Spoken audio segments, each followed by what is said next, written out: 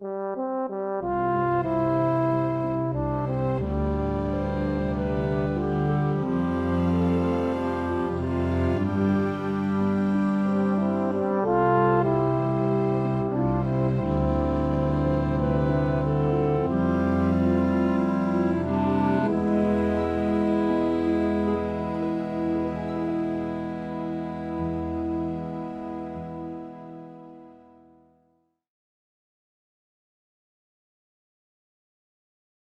noite a todos. Aqui no Brasil já é noite, imagino que em Portugal ainda é muito mais adiantado, né? Umas 4 horas a mais. E eu queria começar dizendo da minha satisfação de estar aqui hoje. Eu fui indicada pelo meu colega Ciro Lira, foi meu colega no IFAM a vida inteira, né? E queria dizer que o que me agrada, sobretudo, é a ideia desse contato com Portugal, que foi a minha bandeira da vida inteira, né? E não sei se já falaram aqui, mas nós já tivemos outros, eu não digo, nós chamávamos de colóquios, e não tertúlias, né? Entre 1950 e 66, o IFAM organizou 6 colóquios dos brasileiros, mas a maioria em Portugal, né? Teve em Lisboa, na Bahia, em Coimbra. Depois houve uma queda e houve um stop, e entre 1990 e 2014 eu tomei a frente. Novamente, nós reorganizamos esses colóquios luz-brasileiros a cada 2 anos, ou em Portugal, organizado pelos portugueses, ou no Brasil. E foram 9 colóquios luz-brasileiros que, infelizmente, não, acabaram em 2014. É uma pena, seria interessante. Então, quando eu vi tertúlia luso-brasileira, eu fiquei muito alegre de a coisa ter retomado de alguma coisa, de alguma maneira, né? Esse é o título que eu mudei um pouco o título, porque, na realidade, esse assunto da engenharia militar, bom, a minha área de pesquisa é arte religiosa, né? Não é à toa que eu estudei lá na Universidade Católica de Louvain, na Bélgica, e no Brasil, esses estilos, né, de época, maneirismo, barroco e rococó, é basicamente na arquitetura religiosa que eles se manifestam. A arquitetura portuguesa, ela tem uma tradição de simplicidade muito grande, mas na arquitetura religiosa, não. Então, aí é que vão aparecer os estilos de época, e foi basicamente a isso que eu me dediquei. Primeiro, né, só Minas Gerais, que eu morava em Minas, só há 20 anos que moro no Rio, e Minas Gerais é uma coisa muito específica, não é? A gente vê o mundo a partir de Minas, e quando me mudei para o Rio, a gente começa a ver o Brasil inteiro e fora do Brasil. Eu tinha estudado fora, mas é impressionante.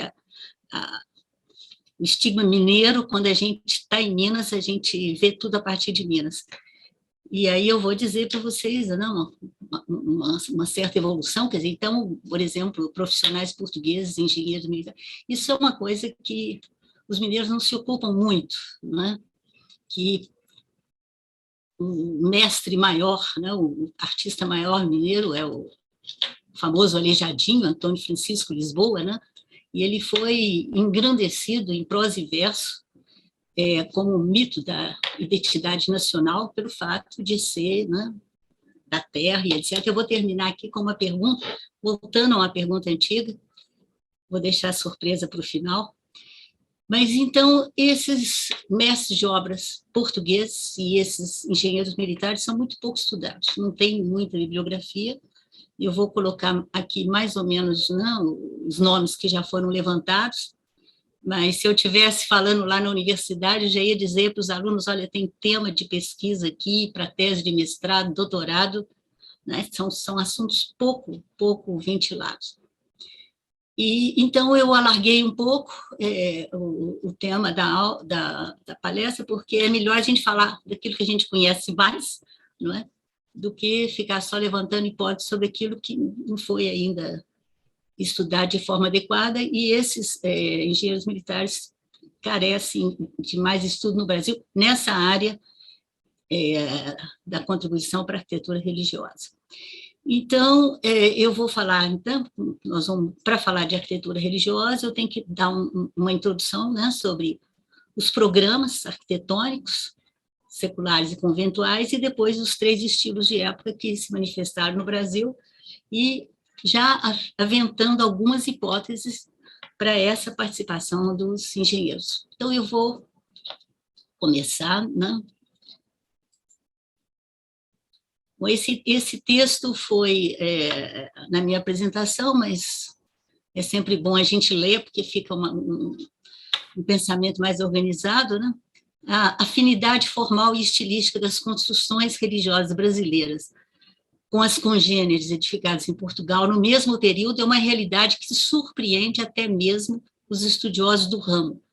Não tivemos no Brasil, como o México ou o Peru, um barroco mestiço, com incorporação de elementos autóctones, já que nesta parte do continente americano os portugueses não encontraram culturas indígenas com tradições sedimentadas de construções permanentes. A importação de materiais e mão de obra de Portugal, né, foi uma constante desde os primeiros tempos, assim como as de complementos arquitetônicos, como portadas e azulejos. Bom, então aqui, para começar, para um impacto inicial, vamos ver uma igreja brasileira do Rio e uma portuguesa, a gente está no mesmo universo, né? Não tem dúvida. Eu podia até inverter, né? Nós temos aqui à esquerda a Santa Cruz dos Militares, aliás, uma irmandade de militares aqui no Rio de Janeiro, e à direita a Igreja dos Mártires, no Chiado, em Lisboa. Né? Eu não digo que uma veio da outra, mas a gente vê que é o mesmo universo. E eu já vou também aproveitando, eu sou professora de história, a história da arte, para mim, é, antes de tudo, um fenômeno visual. Então, eu gosto de falar daquilo que a gente está vendo na imagem. Né? Aliás, eu gosto mesmo de fazer visita guiada nos monumentos, porque hoje é um problema, a universidade está muito teórica, né? Tudo se sabe sobre teoria, mas as pessoas não aprendem muito a ver, a analisar. Então, vocês me desculpem, mas eu vou, o que eu puder ir falando sobre as imagens, porque esse é o meu campo específico. Olha, a mesma coisa, nós temos à esquerda São Francisco de Paula, no Rio de Janeiro, e à direita a Igreja de São Paulo, em Lisboa. Se eu invertesse, era a mesma coisa. Né? E não foram os mesmos arquitetos, né? O período é parecido, mas a gente vê que o universo é muito semelhante. Tanto que eu atualmente estou falando em barroco luso brasileiro, porque o que a gente tem lá, a gente tem aqui. Né? Já o rococó é diferente, nós temos especificidades regionais, mas no período barroco, depois nós vamos ver o que é. Bom, e então, vamos introduzir, né, o que se sabe sobre os engenheiros militares, não é muita coisa, né? Eles foram enviados, engenheiros militares portugueses foram enviados ao Brasil desde os primeiros tempos, para levantamentos cartográficos, lógico, e projetos de construções de fortes, evidentemente, né?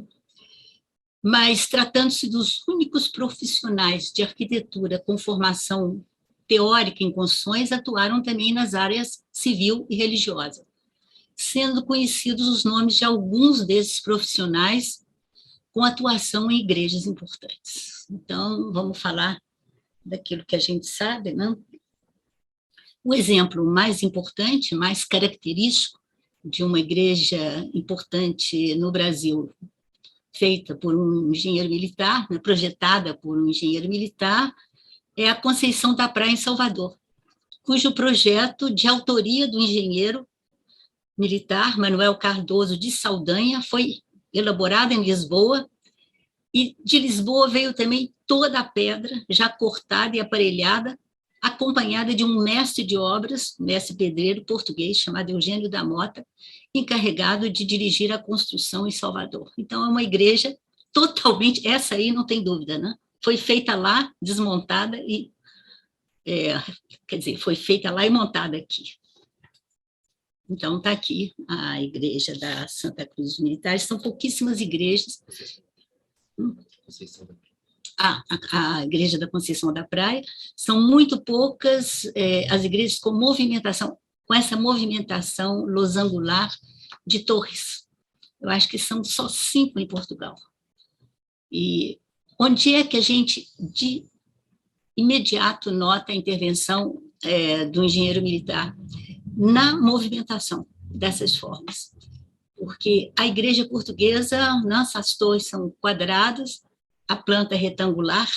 Agora, quando começa a haver uma movimentação, aqui, por exemplo, no interior dela, ela já tem uma movimentação poligonal, não é? Aqui teve um engenheiro militar, aqui é a planta dela, e eu fico, quer dizer, eu lanço a hipótese, né, que a engenharia militar tinha que se adaptar ao terreno, então, que desenvolveu essa prática de fazer construções poligonais e depois curvilíneas. Mas isso eu não vi escrito ainda, mas é muito provável que seja por aí. Então, é uma igreja portuguesa que veio para o Brasil. E agora uma coisa curiosa, né? Quer dizer, o Rio de Janeiro, todo mundo sabe, né? Tem todas essas calçadas de pedra portuguesa, né? E qual é a pergunta? Quer dizer, por que pedras portuguesas? Então, essas pedras vinham como lastro dos navios. As caravelas, né, para flutuarem, precisavam, estou falando, todo mundo conhece isso, mas é bom a gente lembrar, né? Precisavam de lastro, né? Então, veio muita... Aqui, no caso, veio uma igreja inteira, mas era uma prática na época de vir, né? Olha, agora eu gosto de contar caso, me lembrando, no ano 2000, né, houve um evento para comemorar os 500 anos da chegada, né, da descoberta do Brasil. Os portugueses construíram uma caravela e os brasileiros construíram outra. E as duas tinham que adentrar, né, Porto Seguro no mesmo dia. Bom, a brasileira não conseguiu chegar e a portuguesa chegou. Porque a brasileira não conseguiu flutuar porque não sabiam que havia necessidade de lastro. Eu até brinquei uma vez, né, em Portugal, por que vocês não avisaram aos brasileiros? Eles não nos perguntaram. Mas são coisas técnicas, às vezes a gente procura a explicação, não é? Vai longe, mas às vezes é uma coisa muito simples. Então, com isso, a gente tem, né? E no caso das igrejas, muitas vezes portadas em liós, esculpidas por inteiro, não é? Tanto que quando essa arquitetura religiosa vai... Minas Gerais, só no século XVIII, né? E aí era muito difícil a importação dessas portadas em pedra de liós e tiveram que encontrar um sucedâneo local, que foi a pedra-sabão. E aí Mas nós vamos chegar lá. Bom, além da Conceição da Praia, a intervenção de engenheiros militares foi identificada documentalmente, quer dizer, em documentos históricos, né, em igrejas, todas com movimentação de espaços fora da tradição da planta retangular.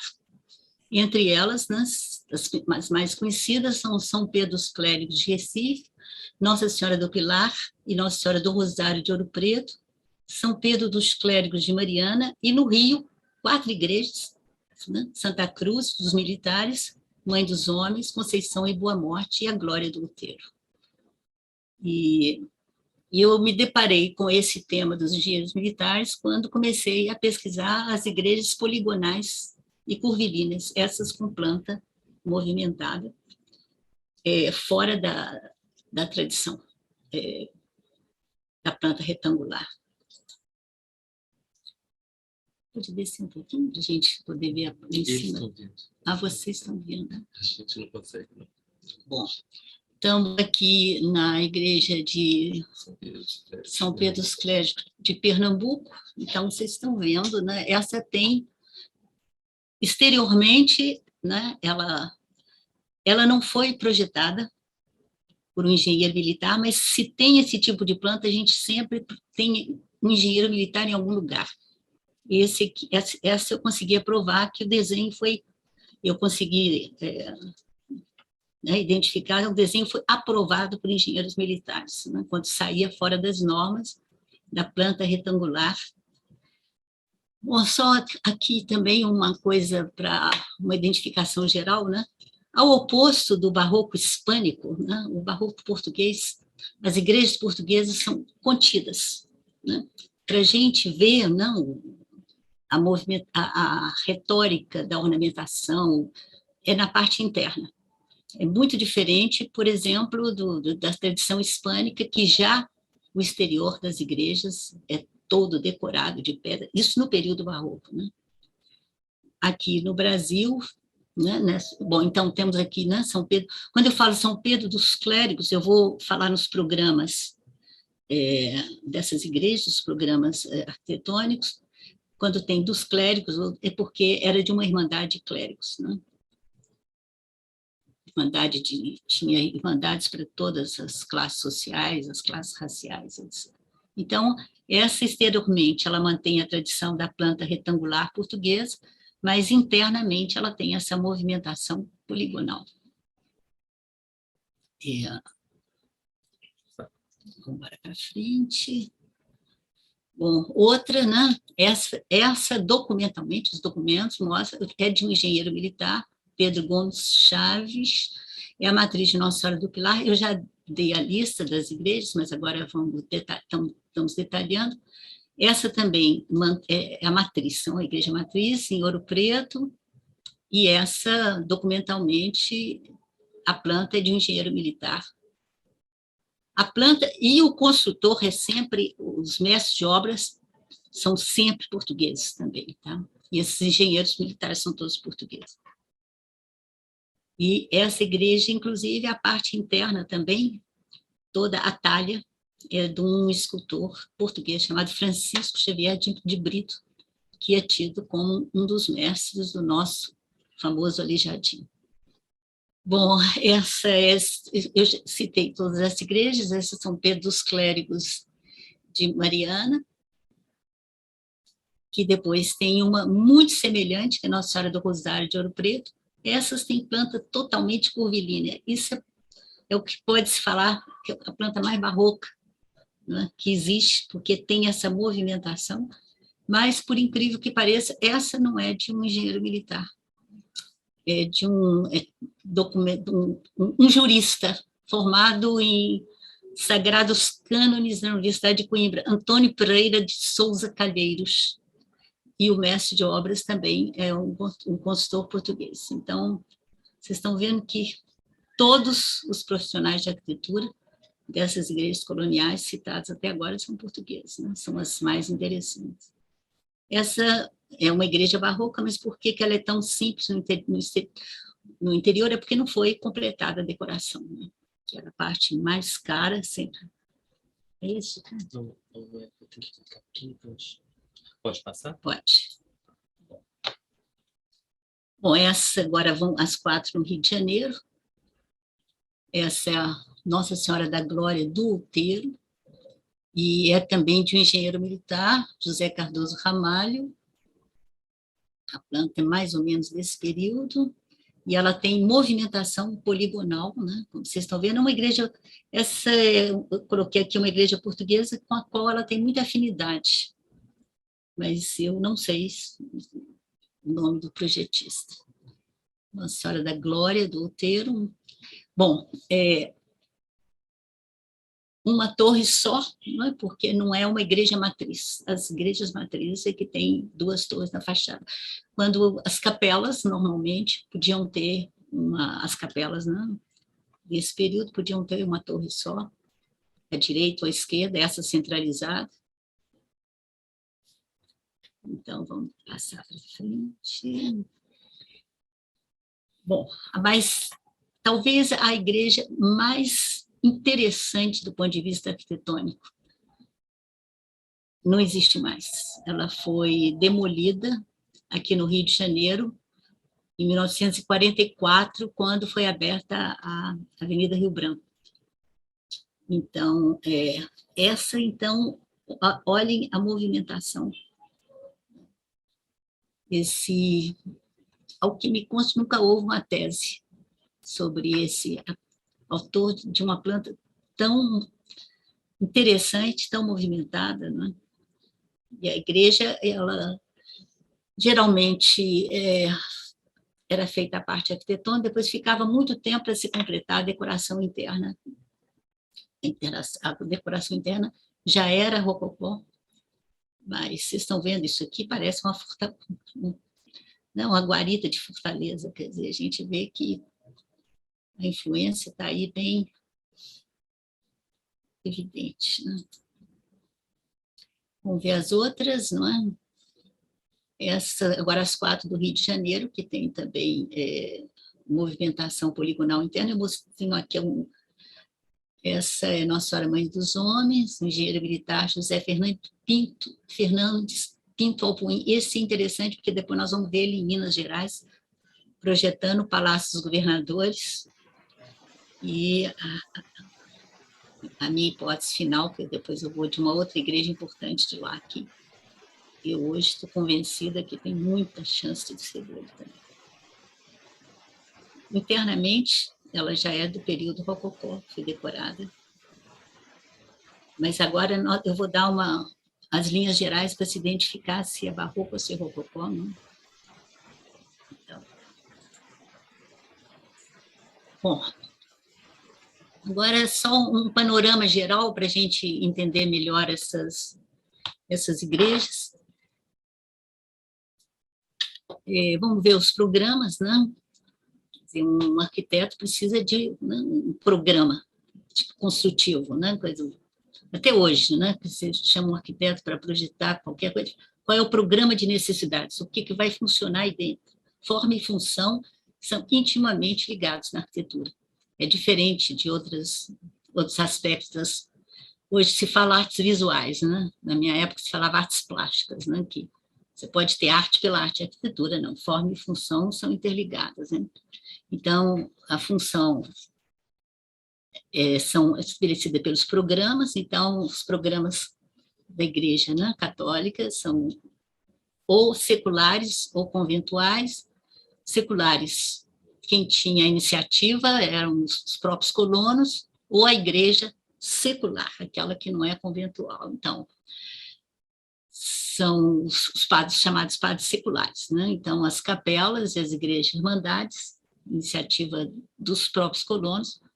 Agora, as matrizes e as catedrais, né, já eram iniciativa oficial da igreja, né, os vigários e os bispos, né?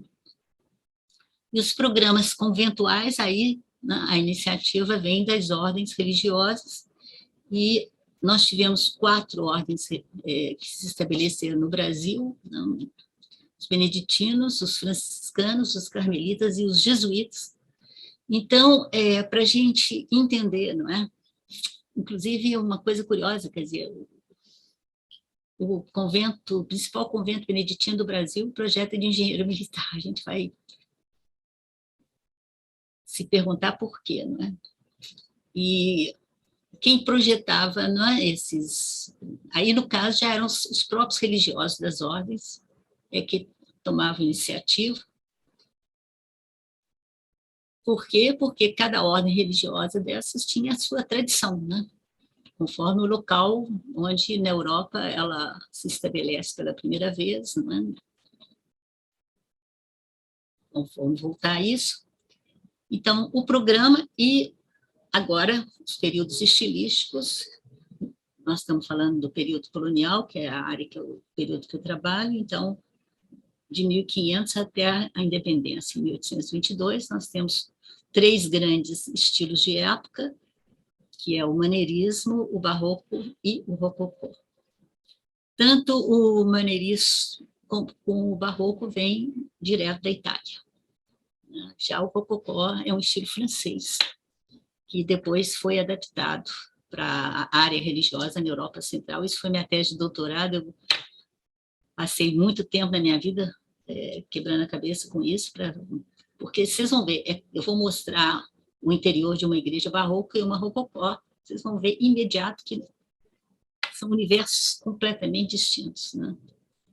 E Lá em Minas Gerais, né, para explicar o rococó, inventaram um tal de barroco mineiro, que, na realidade, eu consegui determinar que não é nem barroco e nem mineiro, mas em Minas eu não posso falar dessa maneira. Como eu estou no Rio de Janeiro, aqui, aí já dá para... Bom, vamos... Então, vamos ver como é que é o programa das matrizes, né? Símbolo do poder oficial da igreja, as matrizes foram construídas em todas as vilas coloniais, geralmente nas proximidades do poder civil. A igreja era ligada ao Estado, né? Poder civil representado pelas casas de câmara e cadeia. O que caracteriza uma matriz? Né? São edificações de dimensões amplas para abrigar todos os fregueses. Também o termo freguesia é também usado, né?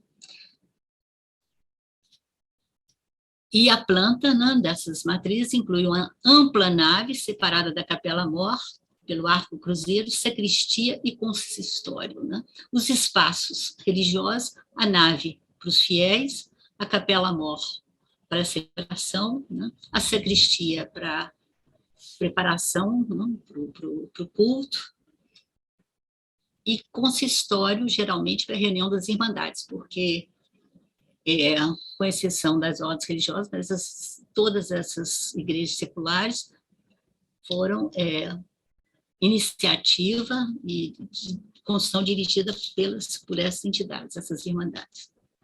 Na fachada, duas possantes torres quadradas, numa delas funcionando o batistério embaixo. Por quê? Porque a igreja era também símbolo do poder civil, né? Na igreja matriz é que se realizavam os batizados, os casamentos e os enterros, que são os atos oficiais da vida do indivíduo, né? E funcionava... É uma coisa interessante, aqui no Brasil, quer dizer, um ano, os batismos, casamentos, a gente tem que procurar nas casas de câmara, no outro nas igrejas. É meio complicado isso, porque... E quando eu mostro dentro, né, quando eu por isso que eu gosto de fazer visita guiada, eu gosto de lembrar que aqui acontecia, na igreja matriz, né, todos os atos importantes. E unindo as duas coisas, né, o espiritual ao material, quer dizer, os enterros eram feitos no chão, né? Foi só em 1820 e poucos é que os enterramentos foram proibidos, mas eram dentro das igrejas, né? E, bom, os casamentos, né? E os batismos, os atos oficiais. Já as catedrais, né, eram nas sedes de bispado. É o mesmo programa das matrizes e escala ainda mais ampla, né?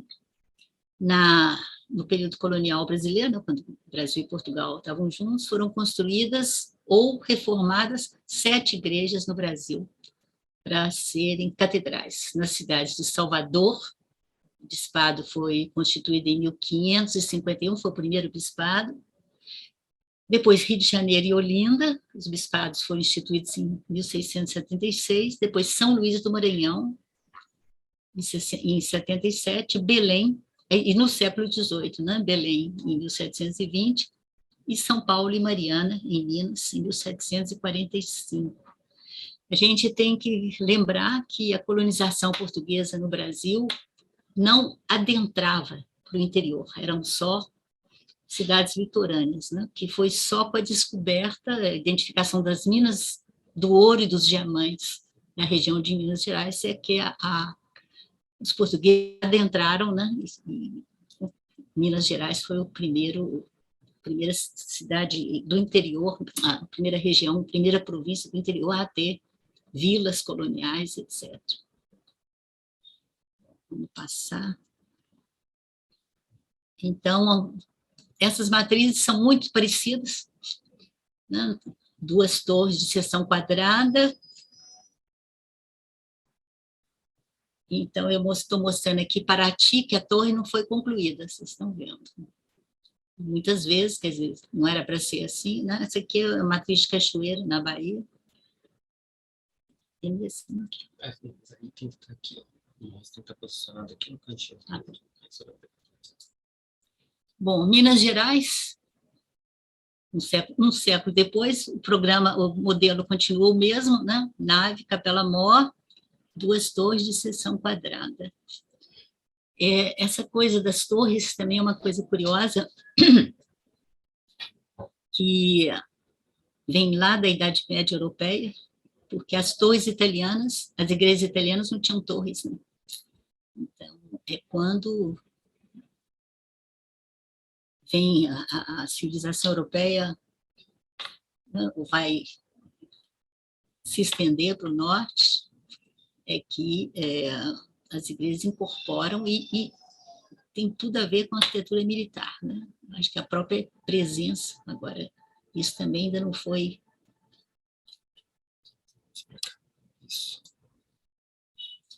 Bom, as catedrais, né? As 7 catedrais que foram...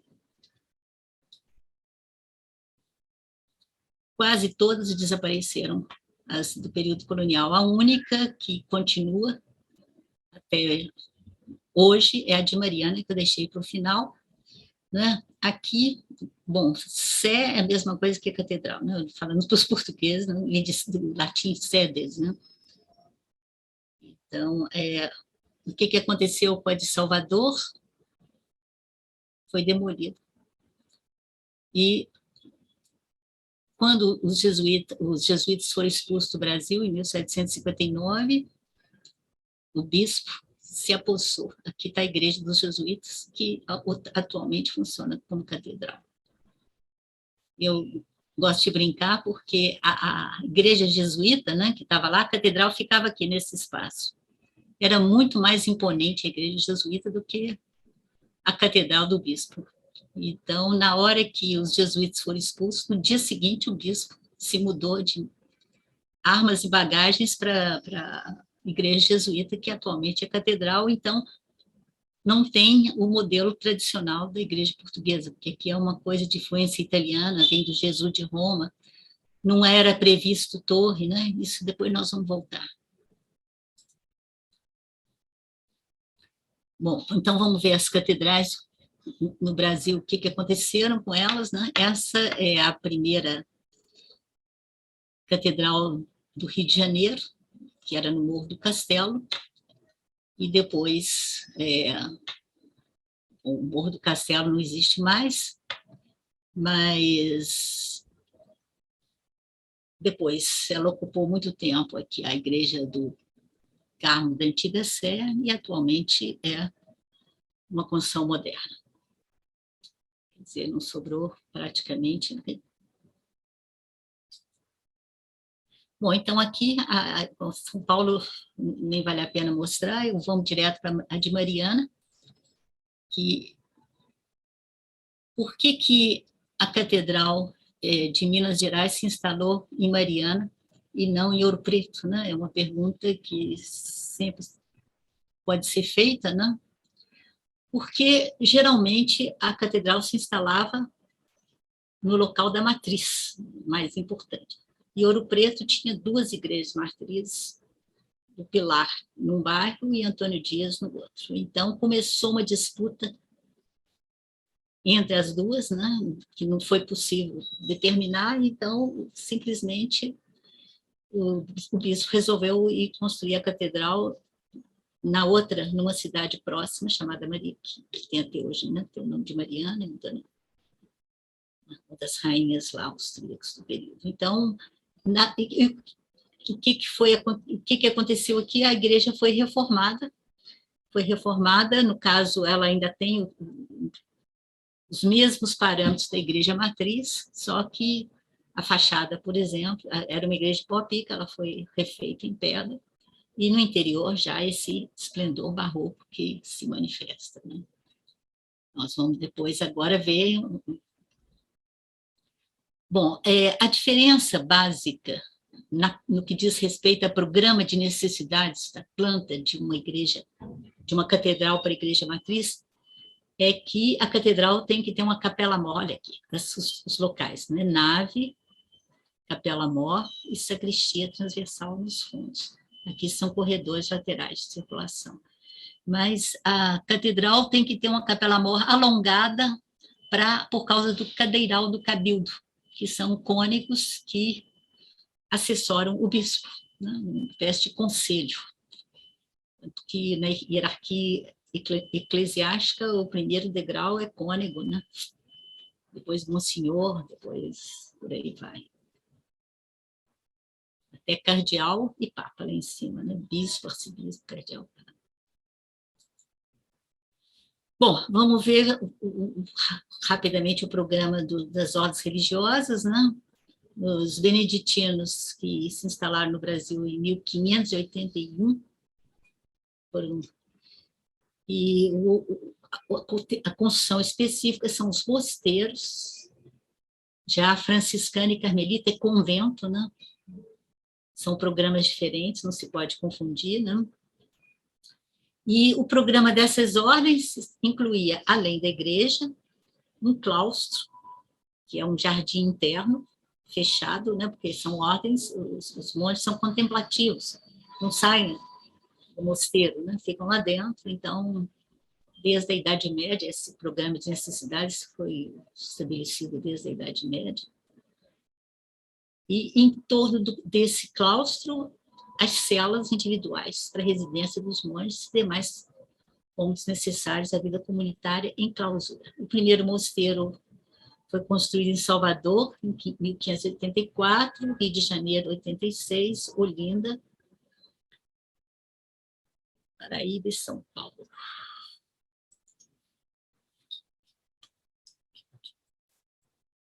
Bom, como é que é um mosteiro beneditino? Esse aqui tem projeto, tem planta de um engenheiro militar, Francisco Frias de Mesquita. Assim que os engenheiros militares estavam por toda parte, né? Quer dizer, assessorando não apenas a igreja secular, mas também as ordens conventuais. Como é que é o programa de necessidades de um mosteiro, né? É geralmente uma grande construção quadrangular, de um lado a igreja, aqui no caso à esquerda, do outro lado o claustro, e em volta todas as portaria, refeitório, né? Sala de concílio, vocês estão vendo que o claustro está ali, fechado.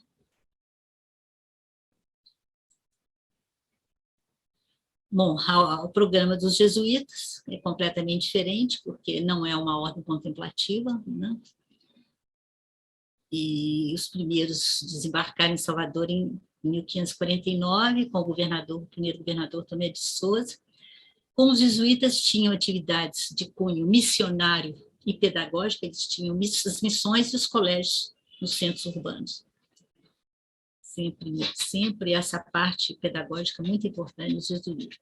Então, tinham programas arquitetônicos diferentes para as missões, que eram capelas e residências, e os grandes colégios dos centros urbanos, geralmente nas proximidades do poder civil, né?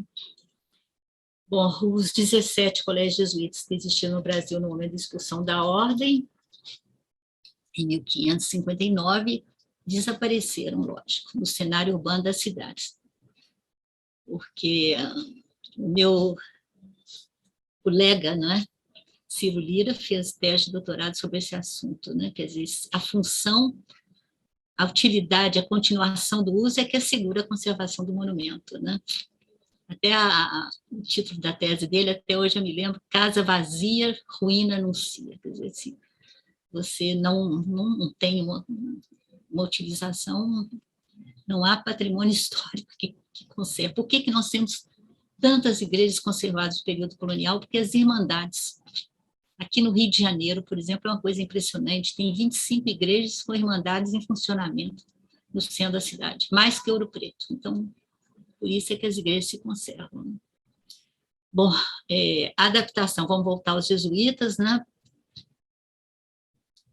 Dois colégios jesuítas foram adaptados para a catedral. O de Salvador a gente já viu, mas também o de São Luís e outros colégios que sediaram seminários arquidiocesanos, o de Olinda e o de Belém. Então, vamos ver o programa jesuíta aqui para uma aldeia, completamente uma missão. Então, é basicamente a igrejinha, uma torre e a residência dos padres, né? Não tem claustro, porque não é uma ordem contemplativa, e aqui ela foi adaptada para a catedral, atualmente a Catedral de Salvador. Né? O modelo, né, como eu disse, é o modelo, aqui no caso, o modelo da catedral, não, da capelinha, não tem modelo fixo. Eu acho até uma das coisas mais interessantes em matéria de adaptação ao solo brasileiro é a variação das capelinhas. Não só dos jesuítas, mas da igreja secular em geral. Já passou? Então vamos rápido aqui. Quanto tempo que eu ainda tenho? 10 minutos, então vamos acelerar. Então eu não vou aqui falar, não, isso aqui só eu ficaria uma meia hora dizendo, né, que essas missões jesuíticas do interior do Brasil, lá começando, ocupando as vias fluviais do centro do Brasil, de São Miguel das Missões, lá no Rio Grande do Sul, até Belém do Pará, né? Os jesuítas, assim, no maior segredo, estavam fazendo um verdadeiro estado indígena no interior do Brasil. Eu tenho certeza que eles foram expulsos basicamente do Brasil por causa disso. Que quando vieram a comissão demarcatória, né, de Espanha e Portugal, porque tem aquele, não, os militares conhecem bem, né, quem é dono é quem colonizou, né? E esses jesuítas, ninguém sabia que eles estavam aí no interior do Brasil com essa pujança. E quando começaram a encontrar aldeia atrás de aldeia, houve a guerra dos Guaranis e os índios foram massacrados e os jesuítas expulsos. Mas isso aqui é conversa para muito tempo. Bom, franciscanos são inseridos no tecido urbano, já são a ordem franciscana, então, com os claustros franciscanos são abertos. Os beneditinos são fechados, geralmente, sobretudo mulher não entra, de maneira nenhuma. E os franciscanos têm uma coisa muito típica da ordem, eles sempre procuram um lugar onde se tem a melhor vista, né, inserido na natureza. Então, Nossa Senhora das Neves de Olinda, aliás, curioso, né? Nossa Senhora das Neves no Brasil, né? Essa invocação são coisas, às vezes, que mostra mesmo que é arte luso-brasileira. Isso aqui é uma curiosidade que está exposta no museu anexo aqui desse convento. É a cruz da primeira missa no Brasil, a que veio na caravela de Pedro Alves Cabral, né? Não sei se Frei Henrique Soares de Coimbra, era um franciscano, celebrou a primeira missa do Brasil. Então, depois daquela cruz grande de madeira que aparece no quadro do Vitor Meirelles, na realidade a cruz era uma cruz de metal ali, pequena. Mas os franciscanos, né, não têm duas torres, geralmente é uma torre só porque o modelo é italiano. E vamos ver os períodos estilísticos, né? Como as tradições arquitetônicas portuguesas são de grande simplicidade, geralmente, esses estilos maneirismo, barroco e rococó é na talha, na parte interna, que se identifica. Né? Eu acho que os portugueses são muito mais discretos do que os espanhóis, do que qualquer outra. Por isso é que eles já ficaram tanto tempo. Eu fui a Macau, né, no último ano, em que os portugueses estavam lá, e pelos chineses, os portugueses ficavam. Foram os ingleses que obrigaram, porque retomaram Hong Kong, os chineses, né? Mas Macau, os portugueses não incomodam, isso é uma coisa curiosa. Né? Eu fui a Goa, fui a Macau, mas isso é outra conversa. Bom, eu vou falar rapidamente. O maneirismo, então, é o estilo do século XVII. Vamos direto, porque o meu assistente está dizendo que o tempo está acabando aqui, né? Então, vamos ver aqui uma igreja portuguesa, São Roque. E o interior é que, para saber mesmo que é uma igreja maneirista do século XVII, tem que ver o tipo de decoração, né? Baseado lá na tradição italiana. Decoração discreta ainda. Uma capelinha São Lourenço dos Índios, uma capelinha jesuítica, né? Isso aqui que é um altar maneirista, né? Ainda ligado ao Renascimento, mas é como se fosse, as proporções, né, são modificadas, né? O maneirismo rompe com aquela rigidez das normas clássicas, mas isso aqui é para o meu colega Ciro Lira, está vendo, Ciro? Essa introdução, a torre foi anexada à fachada. Eu achava que está faltando aqui a separação. Bom, barroco, né? Vem de elaborado na Itália, já é ao contrário, busca, aí sim, não é?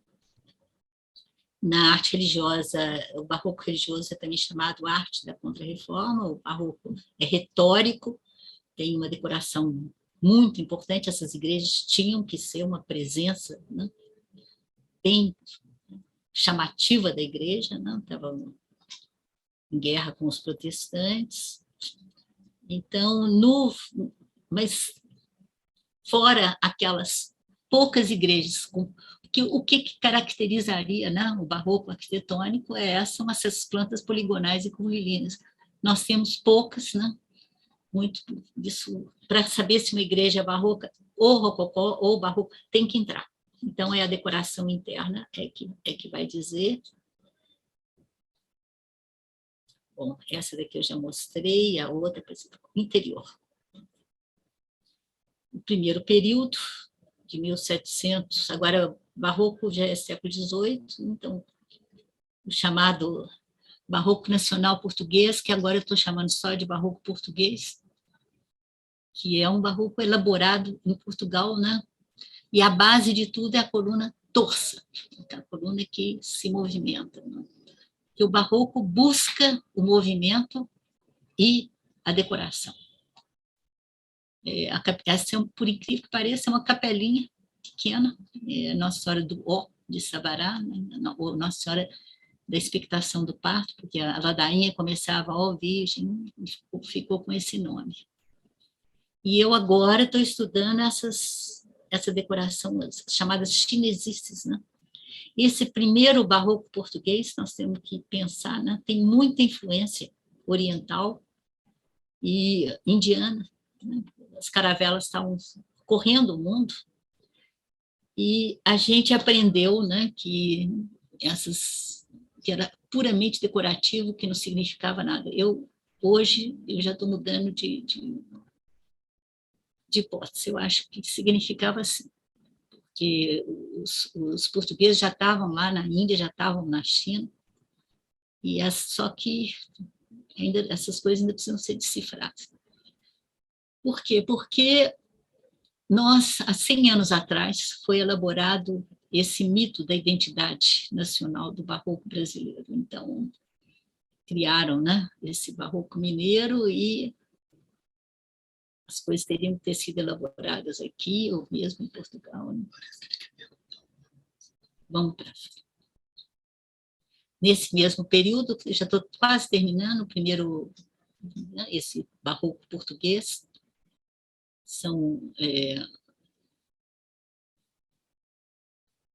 a base é a coluna torça, né? E, né, segundo os especialistas, esse estilo foi elaborado em Portugal mesmo, a partir das portadas românicas, né, que a identidade portuguesa se estabeleceu, né, com o mandato portucalense, lá no século XII. Bom, o segundo período é o barroco joanino, esse vem direto da Itália. Fala em barroco, né, essa é a ordem terceira da penitência de São Francisco, no Rio de Janeiro. O pilar, né, a matriz do pilar em Ouro Preto também é desse período, e né, o modelo é o barroco italiano, a gente, né, quando dá aula, lembra lá o famoso baldaquino do Bernini, no Vaticano. Então, tem um baldaquino na parte de cima. E a igreja barroca, o oposto dela, ela é escura, né? Esse slide é antigo, então está faltando as cortinas aqui, porque também outra coisa muito influente no barroco é a teatralidade. Esse aqui já é em Tiradentes. Lá em Minas nós temos, agora eu falo de Minas como se eu ainda morasse lá, não é uma coisa engraçada. Não tem... E finalmente o rococó, né, do francês rocaille, né, vem de rocha, é uma decoração muito mais leve, com fundos claros, etc. Né? Aquilo que se chamou na origem de barroco mineiro, na realidade é outro estilo. E como é que ele se identifica, não é? Pela linha sinuosa na arquitetura e pela decoração mais leve. Por exemplo, essa igreja, não é, que teria o desenho do Aleijadinho, mas eu tenho as minhas dúvidas, né? Mas pode ser.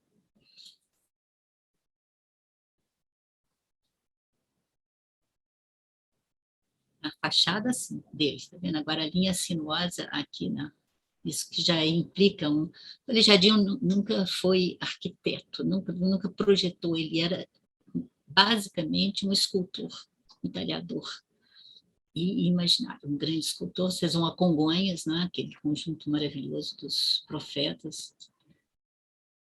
E agora, o impacto do que é uma igreja rococó francesa, né? Completamente diferente do barroco, uma coisa alegre, clara.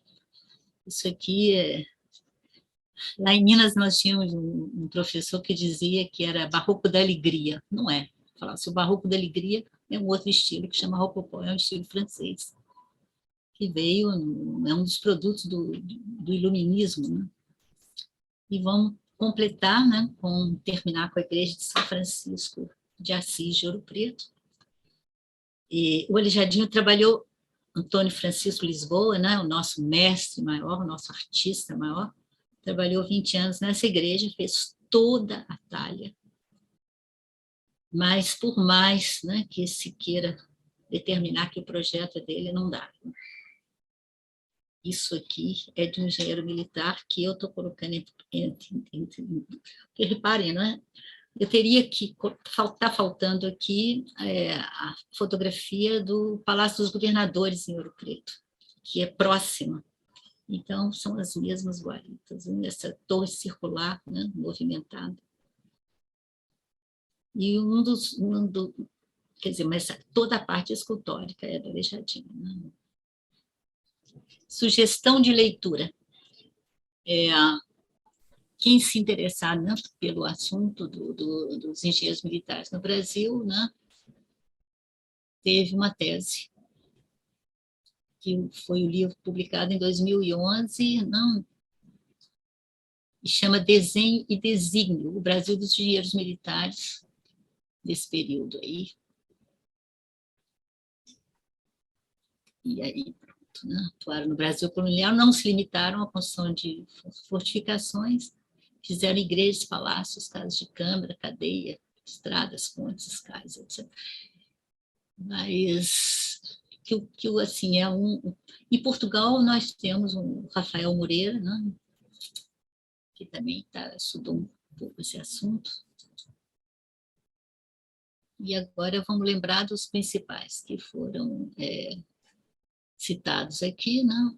Isso aqui eu peguei na internet, esses principais nomes. Mas, como eu estou dizendo para vocês, não é um assunto que está muito adiantado. Mas, então, eu quero só dizer uma coisa da historiografia, porque só para dar uma pequena introdução, porque é uma coisa curiosa, né? Quer dizer, os principais autores são estrangeiros. A gente não tinha... Bom, tá bom, deixa. Eu posso falar que uma coisa que eu sempre me chamou a atenção, né, na hora de escrever a principal principal livro, não, que até hoje é a maior referência sobre a escultura, a arquitetura barroca no Brasil. Por que que o Dr. Rodrigo Melo Franco, que foi o fundador do patrimônio, não é, chamou um francês, que é o Germain Bazin.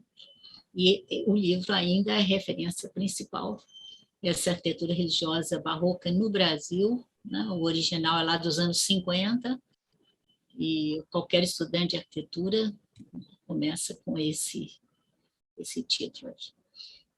O inglês, vocês estão vendo, um francês, um inglês e um americano, né? Tem 2 brasileiros, mas não fizeram obra de referência geral, né? Quer dizer, o doutor, nós chamamos de doutor Lúcio Costa, né? É o projetor de Brasília, fez a arquitetura dos jesuítas, o Paulo Santos, sempre, né? A base procurando os jesuítas, e meu saudoso professor Silva Teles fez um atlas geral dos monumentos históricos.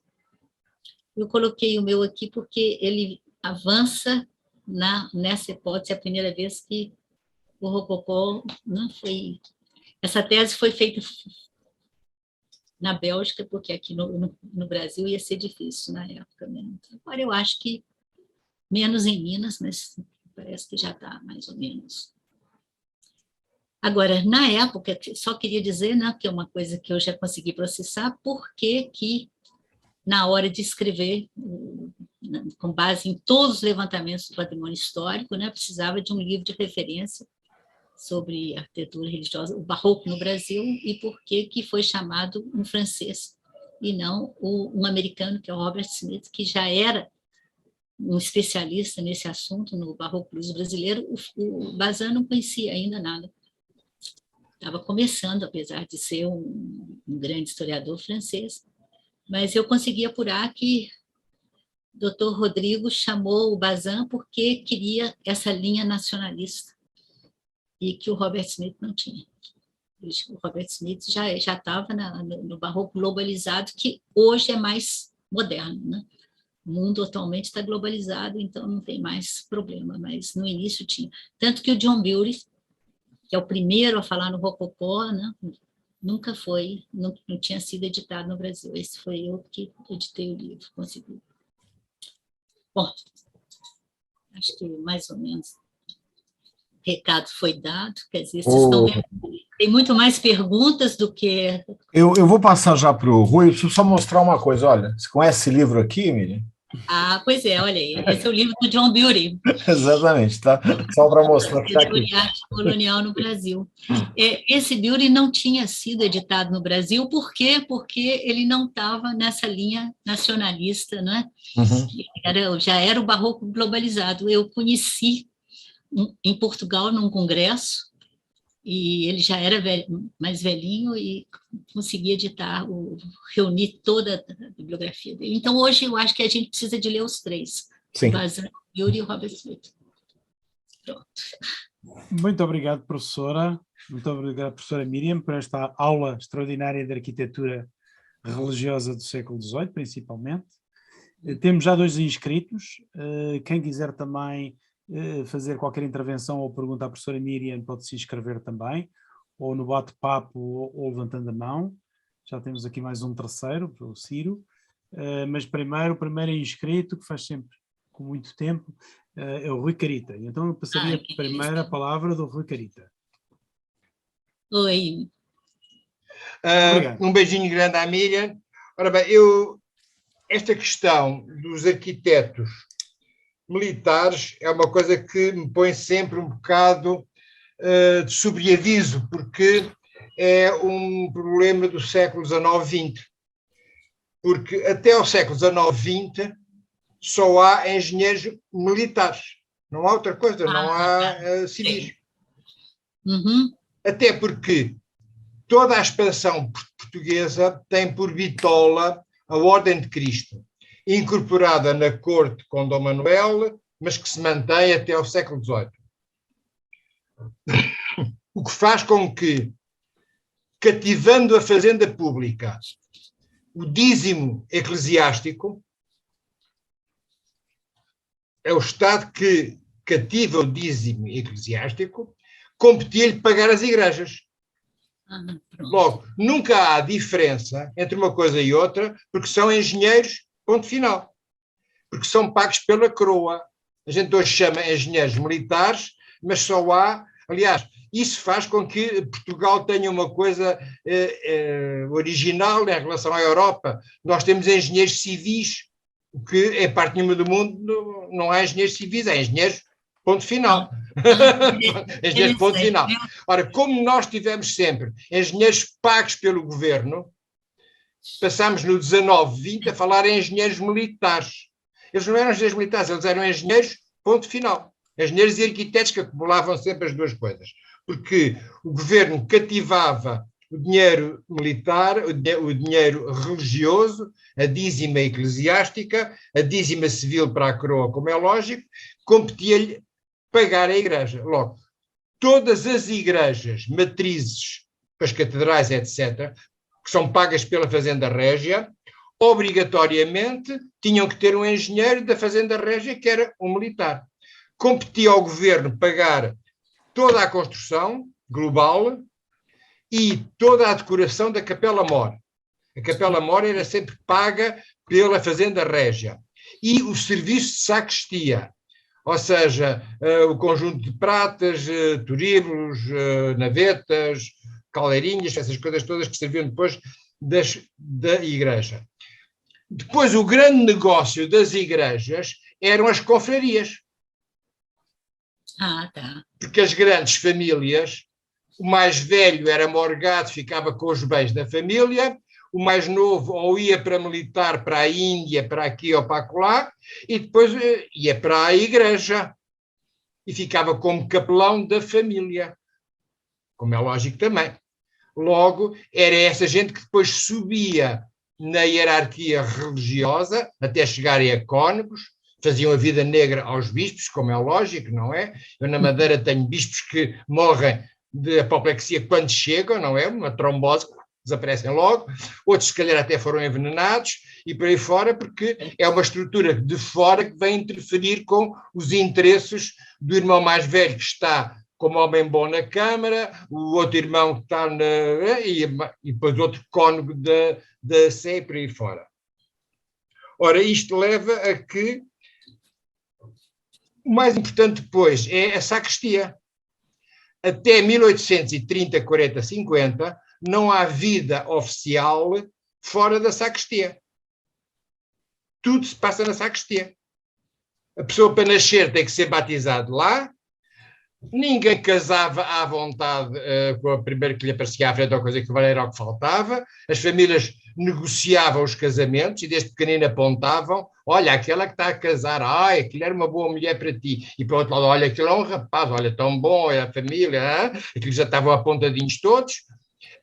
As filhas mais novas iam para o convento à espera se a mais velha depois morria de parto ou não, para avançarem outra vez com o primo, porque depois é preciso dividir as propriedades, casa sempre em primos cruzados para ficarem as propriedades minimamente na família. Tudo isso passa na sacristia. Não se nasce sem ser batizado na sacristia, não se casa sem a autorização do padre na sacristia e não se morre sem o registro de óbito na sacristia. Não há vida. É a grande luta do Marquês de Pombal contra os jesuítas e contra as outras ordens, etc. E depois, ao longo do século XIX, que é o governo central saber quantas pessoas é que tem, porque a Igreja não diz. E a Igreja tem o rol dos confessados, tem o rol dos nascimentos, dos batizados, mas são dados que raramente fornece aos governadores. Depois, toda esta questão nunca é vista com uma série de clarividência a partir do momento em que nós entregamos depois ao Bazin, ao Bury, ao Robert Smith, etc., a história do Brasil, de Portugal e por aí fora. Porque eles não percebem, coitados, eles são puritanos ingleses, eles não percebem. Eles não percebem que a arte católica é a arte global mais profunda, porque vem cá de dentro, a gente tem que esconder, tem que tapar a Nossa Senhora, a única coisa que se pode despir é o Cristo, que fica com uma tanguinha, e o São Sebastião. O resto está tudo vestidíssimo do alto a baixo. Ora, são coisas tudo que é muito difícil algum estrangeiro perceber, não é? Porque estão um bocadinho fora disso. Logo vão depois... e hoje também os políticos, não é? Porque têm que criar situações regionais, pontuais, locais, nacionais e por aí fora. Mas em relação aos engenheiros militares, é lógico que um engenheiro vinha para fazer a igreja, a fortaleza, a casa da Câmara e a casa do governador. E era sempre o mesmo, como é lógico. De qualquer maneira, um beijinho muito grande. Obrigado pelo que acabou de dizer. Ótimo. Não, muito obrigada, Rui, pelas informações. Olha, não, eu não sabia que só em Portugal e no Brasil que tem engenheiro civil. Não. Os outros são engenheiros. São uma informação tão terra a terra, não é? Que a gente... É com a criação da Escola Oficial dos Engenheiros, que vem, logicamente, da Politécnica dos Jesuítas, é que se criou a ideia de engenheiros civis com um engenheiro militar em presidente do governo, o Fontes Pereira de Melo, como é lógico, não é? Porque todo o 19 é liderado por engenheiros militares, na base, logicamente, do Fontes Pereira de Melo, que já vem com o pai de Cabo Verde, passa a Lisboa, etc. Logo, são eles que fundam a ideia de engenheiro civil, que é uma coisa que não há. Há engenheiros de pontos, há engenheiros de casa, mas nós temos ainda a diferença, no sentido 19-20, de diferenciar engenheiro militar de engenheiro civil, porque até então era a mesma coisa, não é? Pronto. Não, tá bom. Quanto mais se vive, mais se aprende. Tá bom. Olha, aprendi uma hoje. Pronto. Obrigado. Temos 4 inscritos e vou passar a palavra ao Coronel Ferreira. Agradecia que fosse sintético e fizesse uma pergunta à nossa convidada. Coronel Ferreira. Obrigado, General Rui Moura, pela observação. Parabéns aí à professora Miriam Ribeiro, parabéns ao Ciro por tê-la indicado, né? Nós que trabalhamos com história, trabalhamos com fortificação, né? E aprendemos muito hoje, né? Foi realmente um prato, né, que saboreamos aqui com muita atenção, o que a senhora nos ensinou sobre esses estilos, né? Maneirismo, barroco, né? Sobre toda essa diferença, né, interessante entre o barroco espanhol, hispânico e o barroco português. A gente notava isso, né? A gente olhava e notava e não sabia, né, dessa diferença, um externo e o outro interno, né? São particularidades que a senhora levantou e só numa aula como essa nós aprendemos, né? O Rui Caritas, meus cumprimentos, também me ensinou esse detalhe aí da engenharia civil e da engenharia militar. Ele acabou quase que fazendo a minha pergunta, mas eu aprendi muito como a senhora aprendeu com ele nessa colocação. Mas a minha pergunta, professora, ela é muito simples. Quer dizer, não havia dinheiro para construir as fortificações, né? Os recursos, embora o Rui Caritas falou que a coroa ela financiava algumas construções, algumas fortificações, mas no Brasil, particularmente no início ali do período colonial, isso era problema do capitão Mor, né? Ele era o responsável pela construção da fortificação, era o responsável pela defesa, era o que comandava aquela tropa e era o responsável pela tropa. Mas havia dinheiro para a igreja, né? Então você tem igrejas maravilhosas já construídas nesse período e não tem fortificações, vamos chamar assim, equivalentes, né, em termos de recursos. A senhora saberia nos responder isso, embora o Rui Caritas já tenha dado uma pista que havia um dinheiro específico da igreja, né, que a igreja recebia e com isso financiava. Mas será que a senhora teria mais alguma informação para acrescentar sobre isso, né? E que impacto isso traz na colonização? Quer dizer, você ter a fé e a igreja sendo elevada ao nível que foi elevada e numa fortificação que dava segurança, que dava garantia ao território não ter a mesma importância, vamos chamar assim, na colocação dos recursos? Essa é a minha pergunta. Muito obrigado, Coronel Ferreira. Eu ouvi muito mal porque a minha internet está falhando aqui. Não, também o áudio do Coronel Ferreira tem problema. Eu fico pensando assim, quem financiava essas construções, não é? Quer dizer, no caso, o Estado português, né? As fortalezas, as construções civis, né? Isso o Estado financiava. Agora, as igrejas, por que elas tinham mais dinheiro, né? Porque quando se construía, mesmo uma igreja matriz, a primeira coisa era se constituir a Irmandade. No caso da matriz, a Irmandade do Santíssimo. Então, quem financiava as construções da igreja secular, não das igrejas conventuais, porque isso aí vem lá da Europa, das próprias ordens religiosas, eram os colonos. Então, quem financiou todas as capelinhas, todas as matrizes, etc., né? O Estado português chegava só na hora da capela-mor, para dar uma presença. Mas, geralmente, eram os próprios colonos que financiavam. Por isso, eu acho que são mais decoradas também e têm mais recursos, né? Porque a gente sabe que o Estado, né, mesmo que tenha, muitas vezes os recursos não chegam, né? Aonde de praxe. Exatamente, era sempre necessário garantir um lugar no céu. Lógico. Isso mesmo. E não é de borla, o céu não está de borla. Exatamente, e era preciso compensar de todos os pecados da terra. E muito disso beneficiaram as igrejas. Bom, e as igrejas matrizes eram também cemitérios, né? Então, sem dúvida, você já estava garantindo o seu lugar ali, né? Exatamente. Professor Ciro. Meu colega que... Não, em primeiro lugar, é um prazer enorme estar aqui ouvindo a Miriam Ribeiro, a quem eu tenho uma grande admiração, foi minha orientadora quando eu fiz meu doutorado. É muito contente estar aqui assistindo a Miriam. Eu queria só fazer 2 observações. A primeira é o seguinte, quando eu falo engenheiro militar, é engenheiro civil. Na realidade, o engenheiro, a profissão de engenheiro nasce com a função de ser o profissional ligado à questão militar. O engenheiro era, de origem, aquele que se dedica ao engenho. O engenho é a máquina de artilharia, é a arma. Então, o engenheiro é, em princípio, militar.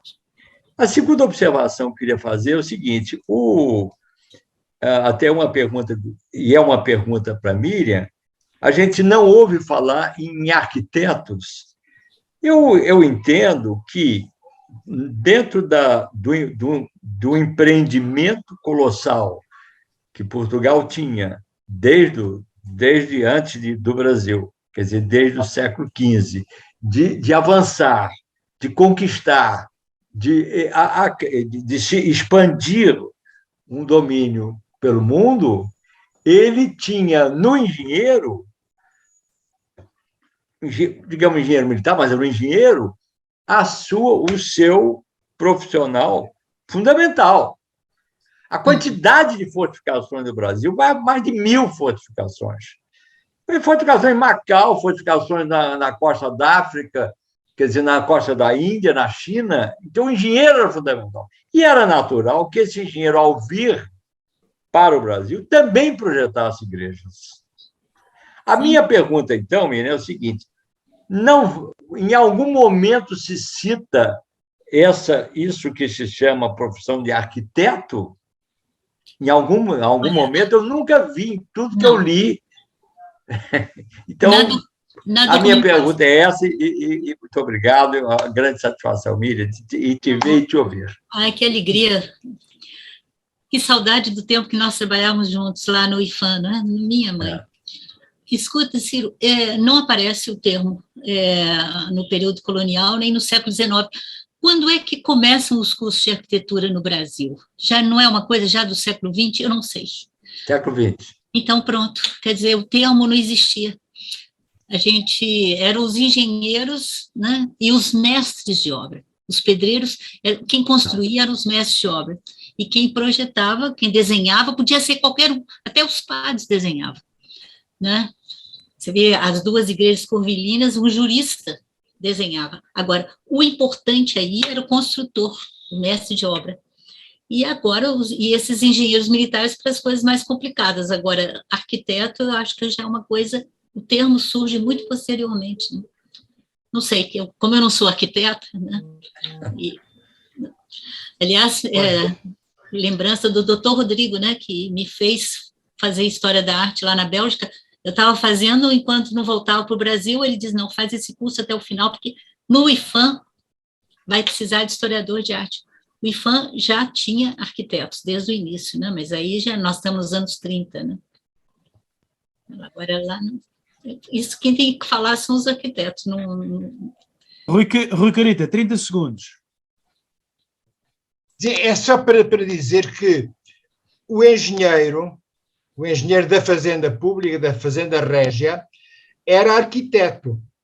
O curso que ele tinha em Lisboa, que acompanhava os mestres de obras e entrava nisso, era também arquitetura. Logo, a escola do Paço, onde ele é formado, é uma escola de arquitetura. Só que o termo não entra depois no uso comum, aparece só como engenheiro, porque há uma aula de arquitetura que é feita entre os jesuítas e o Colégio de Santo Antão e o Paço da Ribeira, aonde os próprios governadores, obrigatoriamente, os governadores coloniais, obrigatoriamente tinham aulas. Tinham aulas também de arquitetura, essencialmente militar, mas também tinham arquitetura civil. E eles próprios também, de vez em quando, entravam em confronto com os engenheiros em aspectos de fortificação, de arquitetura religiosa, etc. Porque há uma aula de arquitetura em Lisboa que prepara os engenheiros militares. O termo é que não passa para a expansão. Muito obrigado pelo esclarecimento, Rui Carita. José Norton. Boa noite. Muito boa noite, José.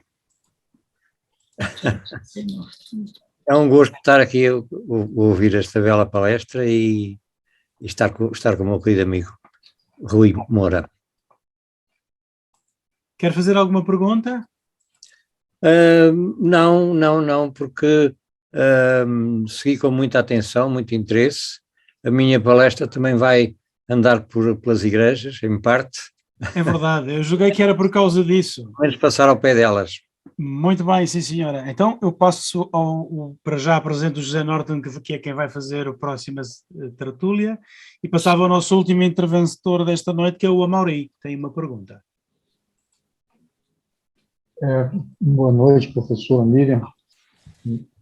Muito obrigado, né, por essa aula que a senhora nos deu, né, de história, e resumidamente uma vontade danada de continuar. A senhora aí premida pelo tempo, né? A gente gostando demais aí da exposição. Mas eu não conseguia entender bem, se eu entrar numa igreja e olhar, como é que eu vou saber se ela tem um estilo rococó ou barroco, né? Então, se a senhora pudesse acrescentar algumas informações a mais, eu agradeceria. E aproveito para perguntar para a senhora também o seguinte: na Fortaleza de Santa Cruz da Barra, em Niterói, tem uma igrejinha, uma capelinha, né, de Santa Bárbara, que é de 1612. A senhora já andou por lá, professora? Já fez algum trabalho, alguma pesquisa? Não conheço. Quer dizer, pode até ser que já tenha ido, mas não está me falhando a memória.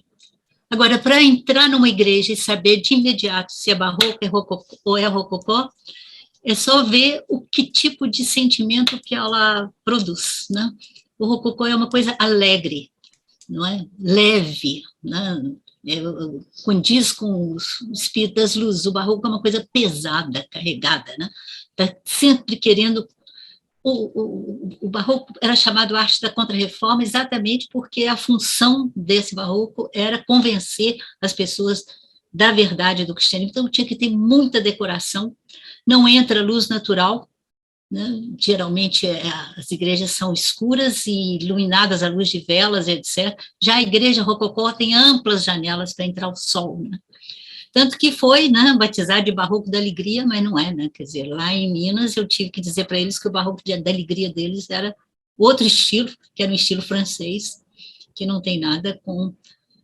Mas é uma coisa até para quem é católico, né? Quer dizer, eu tive que elaborar essa teoria toda para a minha tese de doutorado, né? Quer dizer, o sentimento religioso dentro de uma igreja, né? do barroco é aquele sentimento de culpa, não é? Você, não, os pecados da humanidade, etc. Já o rococó é aquela coisa leve, não é? Quer dizer, eu chamo de cristianismo da ação de graça. Se agradece a Deus pela beleza do universo, pelo fato de estar aqui, não é?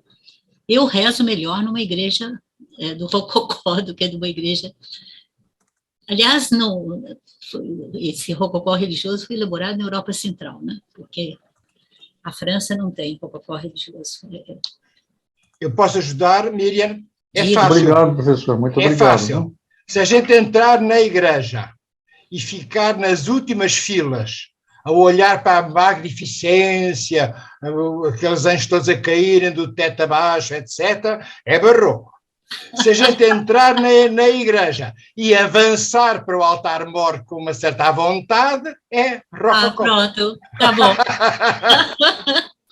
Pronto, eu fiz uma série de guias, né?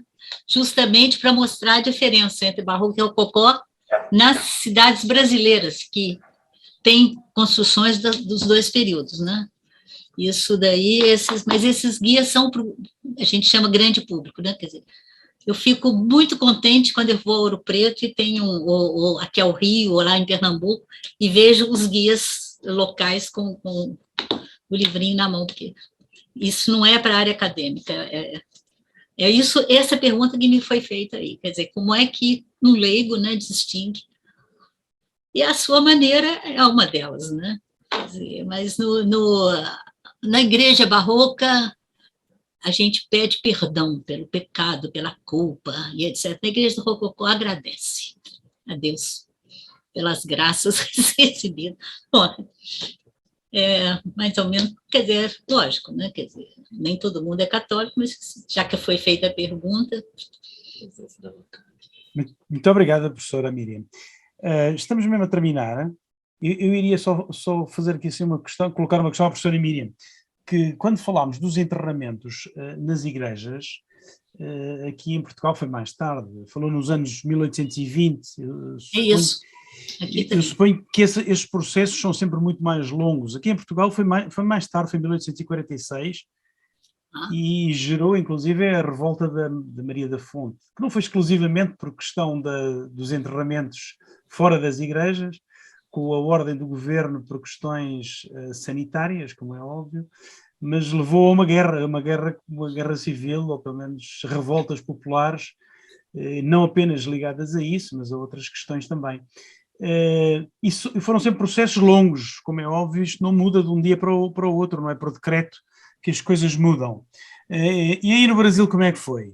Foi um processo calmo, eu violento? Acho que sim. Quer dizer, não teve grandes problemas, não, porque, inclusive, nesse momento, quer dizer, as igrejas de irmandades, né, que era o que dominava nesse momento, todas tinham o seu terreno anexo e construíram ali cemitérios particulares, né?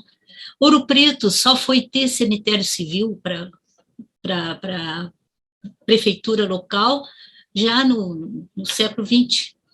Quando eu comecei a trabalhar, não tinha cemitério civil ainda, começou muito já na segunda metade do século XX, quer dizer, até aí as irmandades, né, foi só tirar de dentro da igreja e colocar no jardim anexo, né?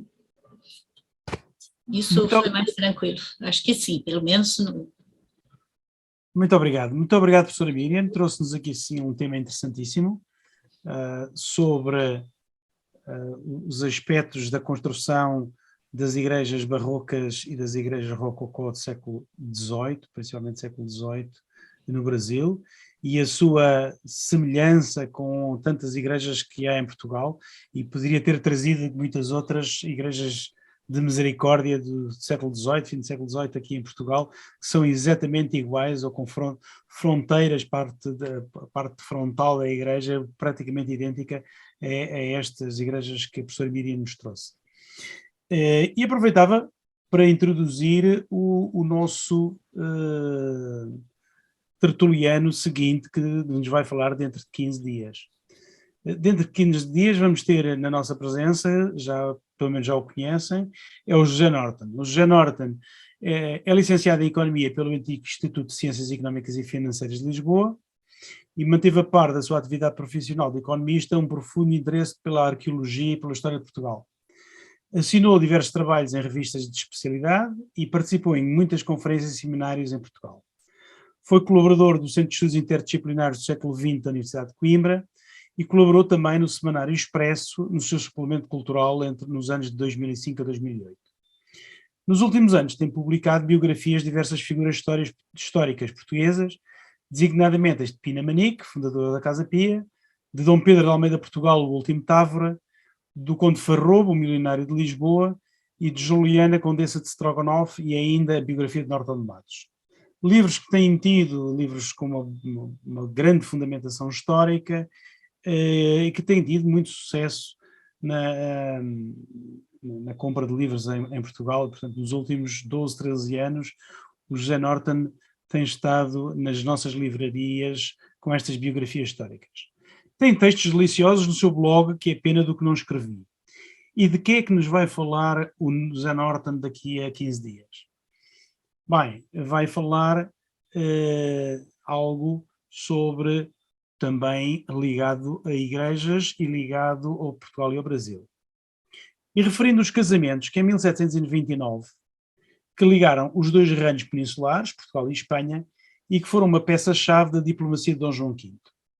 Na altura casaram o príncipe do Brasil, futuro Dom José I de Portugal, filho do rei Dom João V, com Maria Vitória de Bourbon, filha do rei de Espanha. E casou também o príncipe das Astúrias, futuro Dom Fernando VI, filho de Dom Fernando V, rei de Espanha, com Dona Maria Bárbara de Bragança, irmã de Dom José I e filha de Dom João V. Dois casamentos peninsulares no mesmo ano de 1729. E vários episódios em que se desdobrou este acontecimento tiveram larga repercussão não só no mundo português de então como internacionalmente. A divulgação da chegada da princesa Mariana Vitória a Lisboa mereceu uma atenção especial. De entre outras manifestações com que se recordou e enalteceu este momento, sobressai um único testemunho iconográfico. É que a representação do cortejo está em painéis de azulejos que se encontram nas paredes das salas anexas à Igreja da Ordem Terceira de São Francisco, em São Salvador da Bahia, no Brasil. Vamos propor uma visita virtual a esse espetacular exemplo da azulejaria portuguesa no Brasil e uma meditação sobre o seu significado. E muito obrigado pela vossa presença e estão todos convidados para daqui a 15 dias. Professor César, passa a palavra. Só para dizer tchau a todos, um bom domingo. Só uma notinha de rodapé aqui para terminar. Quando o Rui Carita fala assim, olha, a questão do engenheiro civil, ainda temos a denominação engenheiro civil na especificidade em oposição a engenheiro elétrico, mecânico, químico e outras áreas, né? Vamos colocar isso em perspectiva também. Mas, em termos de arquitetura, o engenheiro lá atrás era engenheiro militar, isso está bem reforçado pela fala dele. Miriam, muito obrigado, viu? A gente ficou muito feliz. Não esqueça de me passar essa bibliografia para eu colocar depois na edição. E vocês não esqueçam de se inscrever no canal, aqueles que não são inscritos, para saber quando o vídeo dela vai estar no ar, tá bom? Daqui a 15 dias a gente volta com vocês por aqui. Um abraço a todos. Muito boa noite. Muito boa noite a todos. Boa noite, boa noite a todos. Boa noite a todos.